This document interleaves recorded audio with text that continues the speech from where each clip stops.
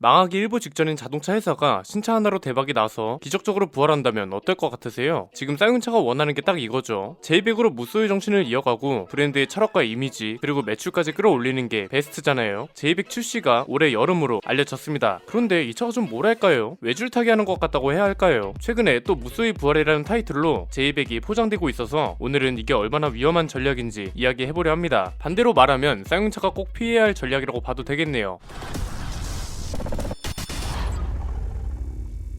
제이백을 향한 기대가 상당히 높은 상태입니다. 렌더링 이미지가 공개됐을 때는 쌍용차가 드디어 정신 차렸구나 부터 시작해서 드디어 쌍용차도 부활할 수 있겠다 이런 말까지 나올 정도였습니다. 사실 렌더링 이미지는 지금 봐도 멋있긴 합니다. 누가 봐도 우람하고 남자다운 차라는 걸 강조하고 있잖아요. 그런데 렌더링 이미지가 공개되고 얼마 안 있다가 테스트카 사진이 공개됐죠. 이게 벌써 8개월 전 일인데요. 이때 당시 제가 제이백에 대한 이야기를 할 때 굉장히 비관적인 내용이 많았거든요. 이때 말씀드렸던 내용은 크게 세 가지였습니다. 첫 번째는 너무 기대하면 안 되는 차라는 거였습니다. 우리가 흔히 하는 실수 중 하나인데요. 보통 렌더링 이미지랑 콘셉트카를 보고 와, 이 차 대박 나겠는데 이런 전망이나 기대를 하곤 합니다. 물론 진짜 그렇게 나오는 차들도 있지만 대부분의 대중 브랜드에서는 기대하기 힘듭니다. 안전 규제뿐만 아니라 공간 활용성까지 잡아야 하니까 콘셉트카에서 보던 TV 많은 휠 사이즈라든가 우람한 차체라든가 아니면 아예 바닥에 붙어서 가는 듯한 그런 모습은 기대하기 힘들다는 겁니다. 그래서 현대차도 센슈어스 콘셉트카의 양산 버전이 이렇게 된 거죠. 제이백도 마찬가지입니다. 기본적으로 렌더링에서 보는 것처럼 높은 차체도 기대하기 힘들고, 그래서 8개월 전 영상에서도 측면 실루엣을 보면 타이어가 스케치보다 훨씬 작다는 점도 짚어드렸습니다. 한마디로 스케치는 정통 오프로더 느낌이 나는데 실제로 나오는 차는 도심형 SUV에 가깝다는 거였습니다. 두 번째는 이미 쌍용차는 개발 비용과 시간이 많지 않은 회사였기 때문에 애초에 기대가 어려운 차라고 이야기했습니다. 그냥 나열하면서 볼까요? 이미 쌍용차는 코란도에만 3,500억이라는 개발비를 투자했고 그 와중에 회사는 계속해서 적자였습니다. 심지어 8개월이 지난 지금까지도 계속 적자잖아요. 그래서 제가 이때 뭐라고 말씀드렸냐면 출시 시기를 보나 테스트카 사진을 보나 포란도 차체를 베이스로 만들었을 가능성이 높다고 했습니다. 물론 이게 나쁜 건 아니라고도 했습니다. 왜냐면 플랫폼 하나를 가지고 여러 종류의 차를 만든다는 건 말 그대로 기술력이니까요. 기업 입장에선 원가 절감이 될 수 있고 차를 빠르고 다양하게 만들 수 있고 소비자들 입장에선 다양한 신차를 빨리 접할 수 있다는 장점도 있습니다. 그런데 제이백은 일반적인 상황과 조금 다르다고 말씀드렸습니다. 코란도의 실수를 만회하는 차라는 이미지가 강했기 때문에 코란도랑 어느 하나라도 공통점이 있으면 데미지가 클 거라고 했습니다. 세 번째는 그래서 제이백에 굳이 거창한 수식어를 붙이지 말라는 거였죠. 대표적인 게 뭐예요? 무쏘가 부활한다, 코란도의 정신을 이어간다, 뭐 이런 거예요. 그냥 이런 거 대신 쌍용차는 앞으로 이런 차를 만들 겁니다, 이런 메시지만 줘도 크게 성공한 차라고 말씀드렸습니다. 적어도 그러면 앞으로 나올 차를 기대하게 만드는 게 되는 거고 소비자들도 어찌됐든 기회를 한 번 더 주게 되는 거니까요. 제이백을 통해서 저거 말고 보여줄 게 없다는 것도 현실이죠. 개발 비용을 많이 들인 것도 아니고 그렇다고 시간이 여유로웠던 것도 아니고 새로운 엔진이나 새로운 플랫폼을 쓰는 것도 아닙니다. 그나마 기대됐던 게 전기차였는데 전기차조차 기대하기 힘들어졌죠. 코란도 이모션 스펙만 봐도 쌍용차가 처한 상황을 이해할 수 있고 그렇다고 제이백이 전기차 전용 플랫폼으로 만들어지는 것도 아니니까요. 전기차 전용 플랫폼이 중요한 이유는 뭔가요? 현대차뿐만 아니라 GM, 포드, 폭스바겐 죄다 전기차 플랫폼에 목숨 거는 이유는 간단하죠. 내연기관차에 최적화됐던 플랫폼을 기술력이라 불렀던 것처럼 이제는 전기차에 최적화된 플랫폼을 얼마나 잘 만드느냐가 평가의 기준이 되고 있습니다. 엔진 대신 배터리를 얼마나 최적으로 배치하고 얼마나 가볍게 만들고 동시에 얼마나 강성이 좋고 얼마나 활용 범위가 넓고 이런 것들이요. 8개월 전에 이 영상이 나갈 때만 해도 사실 좀 힘들었습니다. 채널을 시작한 지 한 달도 안 됐을 때고 김승현 편집장도 합류하기 전이고 이때까지만 해도 쌍용차에 대해 안 좋은 소리를 하면 쉴드 쳐주는 사람들이 엄청 많았거든요. 그래서 사진만 보고 네가 어떻게 하냐 부터 시작해서 아주 나오기도 전에 망하라고 고사를 지내라 이러는 분들도 많았습니다. 그래서 8개월이 지난 지금 결국 어떻게 되고 있나요? 첫 번째 매각 절차가 실패로 돌아갔고 두 번째 인수자를 찾느라 바쁘고 계속해서 공개되고 있는 스파이샷 기사나 게시글에 달리는 댓글들이 이제는 제가 8개월 전에 말씀드린 대로 흘러가고 있죠. 자, 그래서 지금부터는 쌍용차가 제이백 마케팅에서 꼭 피해가야 하는 것들을 이야기할 겁니다. 이것도 크게 세 가지입니다. 첫 번째는 제이백은 무쏘랑 코란도 이미지를 과감하게 버려야 한다는 겁니다. 사실 벌써부터 걱정이 되긴 합니다. 렌더링 이미지에도 무쏘가 대놓고 자리를 차지하고 있잖아요. 저는 차라리 제이백 이름 있죠, 그냥 제이백으로 가는 것도 나쁘지 않다고 보고요. 토레스도 괜찮다고 봅니다. 그냥 이미 쓰인 역사를 가지고 이야기해 볼까요? 지금 팔리고 있는 코란도 왜 망했나요? 코란도라는 이름 때문에 때문에 망한 거 아닌가요? 코란도 하면 어떤 이미지가 떠오르시나요? 남자다운 SUV, 공기 저항 따위 신경 쓰지 않는 각진 차체, 그냥 한마디로 지프 랭글러나 포드 브론코처럼 나와야 할 것 같은 이름이잖아요. 그런데 실상은 티볼리 중자에 광고에서는